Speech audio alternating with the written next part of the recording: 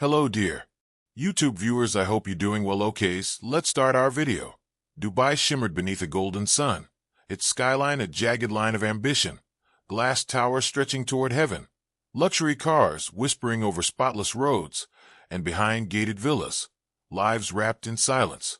In one such mansion, hidden behind manicured hedges and armed security, worked Layla, a 26-year-old maid from Egypt.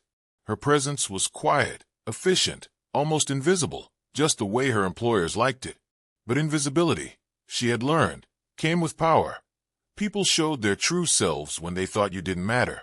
Layla had arrived in Dubai 2 years ago, a fluent speaker of both Arabic and English, with a mind far sharper than her role required.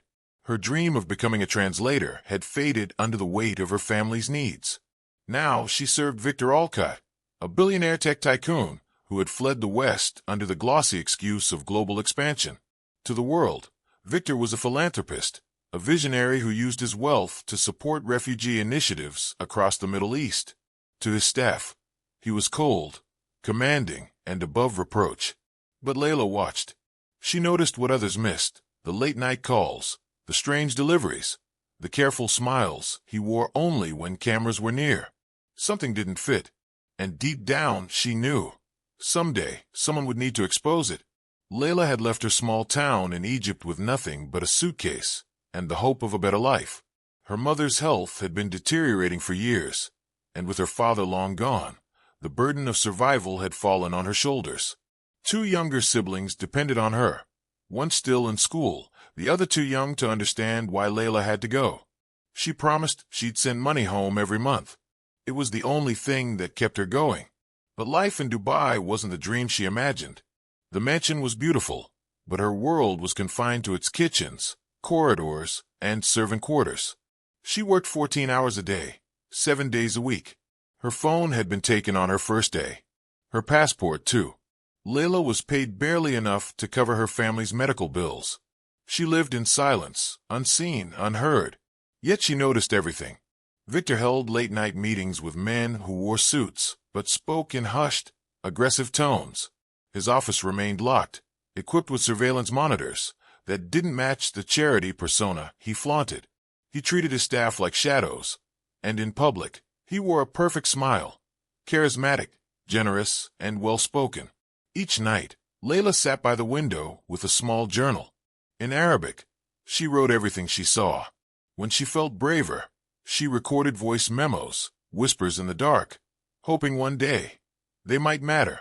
It was nearly midnight when the intercom crackled and Victor's voice summoned Layla to the study with a tray of food. Normally, no one was allowed inside that room, not even for cleaning. She hesitated, then carefully arranged the tray and walked down the long corridor, heart pounding louder with each step. As she neared the study, she noticed the door wasn't fully closed. Soft light spilled out, along with 2 voices in English. Layla paused. Victor was speaking with another man, their tones low but sharp. Curiosity edged out fear, and she leaned slightly closer, careful not to make a sound. They were talking about his tech charity, one that claimed to provide tablets and educational software to refugee camps across the region.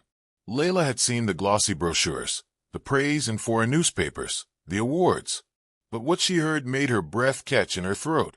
Victor laughed, saying, "We inflate the hardware costs, claim software subscriptions, and reroute the rest through shell accounts. No one checks when you're helping poor Arabs." The other man chuckled. "Investors love the optics. And with next quarter's fake numbers, your stock's going to soar." Layla felt sick. This wasn't just a scam. It was exploitation disguised as goodwill. The very people Victor claimed to help were being used as props to inflate his empire. It explained everything: the secretive meetings, the lavish events, the praise from Western media that never asked hard questions. She stood frozen, still holding the tray, realizing she had just uncovered a lie worth millions, and one that no one would believe unless she found a way to prove it. Layla couldn't sleep that night. The words she overheard echoed in her mind, twisting into dread. She had stumbled onto something massive, something dangerous. Exposing a man like Victor Alcott wasn't just bold, it was reckless. He had power, money, and connections. She was a maid with no passport, no legal rights, and no one to protect her. If she were caught, she could be deported, or worse, disappear without a trace. But the weight of what she knew pressed against her chest. Millions of people, refugees, donors, and volunteers, believed in Victor's charity. They trusted him. And now she knew that trust had been sold for profit. If she stayed silent, she was complicit. If she spoke up, she might not live to see her family again. Torn between fear and duty, Layla began to plan. Carefully, quietly. She started recording voice memos in Arabic, descriptions of conversations, names, dates. During her cleaning rounds, she snapped quick photos of printed reports and spreadsheets left carelessly on Victor's desk. She memorized login screens, scribbled down phrases from contracts, and rewrote them in her journal each night, from memory. Every action was a risk. Every moment near that office made her heart race. But Layla knew she couldn't unhear the truth, and if the world wouldn't listen to someone like her, she'd have to make them. Days turned into weeks, and Layla's collection of evidence grew. Audio clips, blurry photos, scribbled notes. But truth, she knew, meant nothing if it stayed locked in a notebook. She needed someone who could take it further, someone who could be her voice when she couldn't speak. Through a borrowed phone from a kind delivery worker, Layla created an anonymous email account. She wrote a short, direct message in Arabic and attached a heavily encrypted folder labeled only for justice. Then she sent it to a woman named Samira, a bold investigative journalist known for exposing corruption across the Gulf. Samira worked with a small, independent media outlet often targeted by authorities for being too loud. At first, there was silence. Then a reply. Samira was cautious. She'd received hundreds of tips over the years, many fake, others exaggerated. But the voice in Layla's recordings struck her, calm, articulate, and heartbreakingly sincere. Her journal entries were vivid, specific, and laced with fear. Most shocking of all, everything was said in perfect, fluent Arabic. No media spin, no broken accents, just truth. They agreed to meet. Late one evening, Samira arrived at the mansion gates disguised as a food delivery worker. Her head was covered, her eyes scanning for cameras. Layla met her at the rear exit, nerves on edge. She pressed a small flash drive into Samira's palm. "If I disappear," Layla whispered, "promise me you'll share it." Samira met her eyes and nodded. That single promise would set off a chain reaction neither of them could stop. Samira spent the next 72 hours in her office, cross-checking everything. She traced the names mentioned in the recordings, compared financial statements, and verified photos of invoices and contracts against public records. It was all real, painfully, indisputably real. The recordings were time-stamped, unedited, and delivered in flawless Arabic. They painted a damning portrait of Victor Alcott, the billionaire tech mogul who used refugee narratives not to help, but to profit. Samira wrote the story carefully, stripping away sensationalism to let the truth speak for itself. The headline read, "Inside the Lie: How a Billionaire Exploited Arab Refugee Narratives for Profit." She published the report on her outlet's website and shared it on social media, with one clip, Layla's voice, soft but steady, explaining how the charity was fake, how the tablets never reached camps, and how the world's praise was built on a lie. The internet erupted. Hashtag #LaylaSpeaks trended within hours across the Arab world. Western journalists rushed to translate the recordings. Headlines like "Arabic Whistleblower Exposes Tech Giant Dominated News Feeds." Human rights organizations issued statements of concern. Donations to Victor's foundation were frozen. The illusion of his philanthropy began to unravel. Victor's PR team scrambled to respond, calling the story slanderous, accusing foreign activists of targeting success. Legal threats were issued, but it was too late. Layla had already gone into hiding, protected inside Samira's safe house on the edge of the city. She couldn't risk returning to the mansion, but for the first time in her life, the world was listening, and her voice was finally being heard. The backlash came swiftly. Victor Alcott stood behind a sleek podium, flanked by lawyers and flashing cameras. At his emergency press conference, he smiled tightly and called the allegations outrageous fiction. He described Layla as a disgruntled former employee with a vendetta, implying she had mental health issues and fabricated evidence out of spite. He never referred to her by name, only as the Maid. He questioned her legal status, her motives, even her grasp on reality. He filed lawsuits against Samira, the underground media outlet, and several social media platforms for defamation. His supporters, both online and within business circles, rallied around him, echoing claims that he was the victim of a smear campaign. Soon, Layla's personal details, her full name, her hometown in Egypt, even photos of her family, were leaked online. Her mother began receiving threatening messages. Her brother was harassed outside his school. Samira offered to pull the story for Layla's safety, but Layla refused. That night, hidden away in the shadows of Samira's safe house, Layla picked up the recorder once more.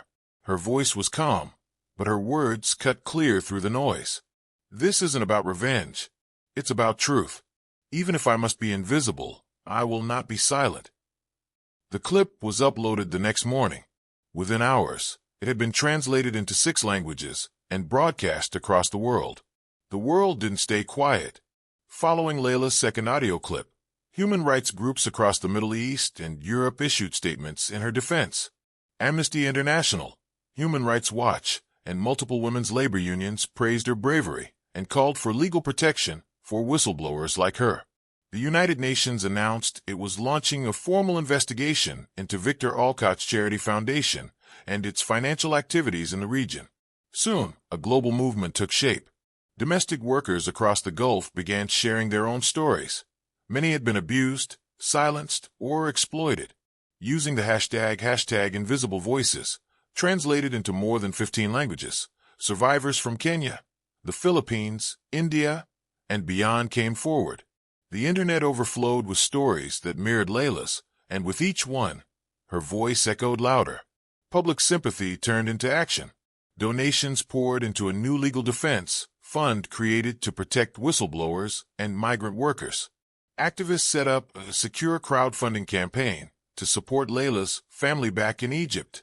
Influencers and celebrities amplified the cause, urging followers to demand accountability.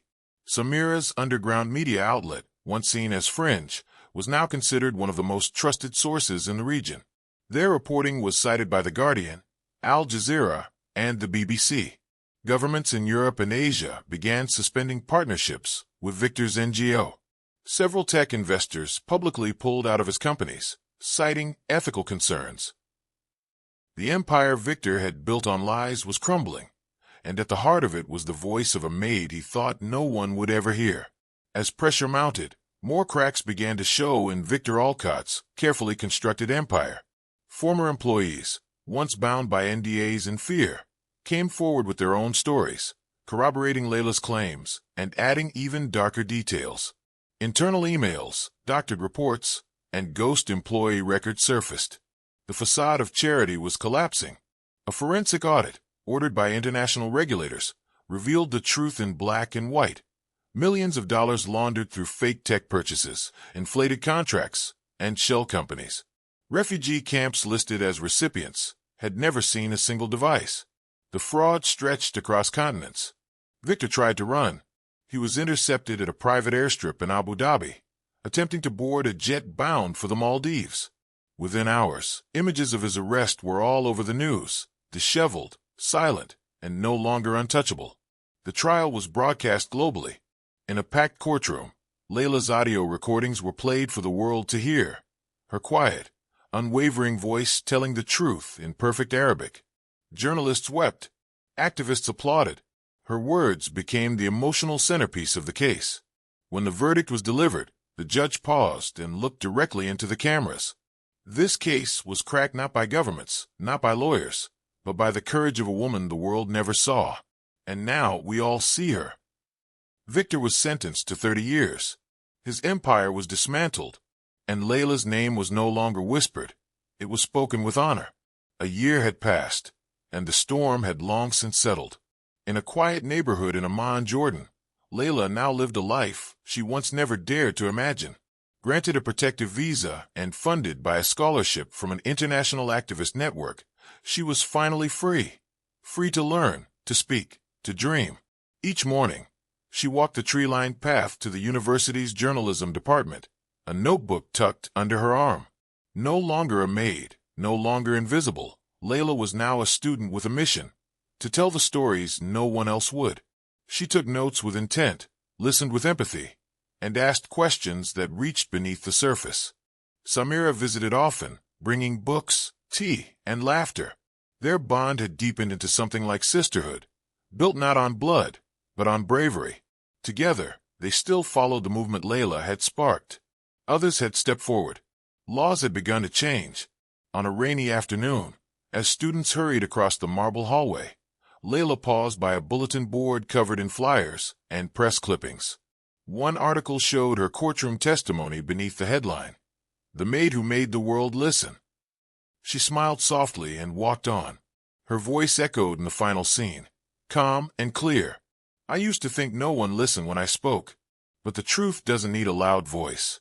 It only needs someone brave enough to speak it." Fade to black. Thanks for watching. For more videos, please subscribe our channel American Latest Stories.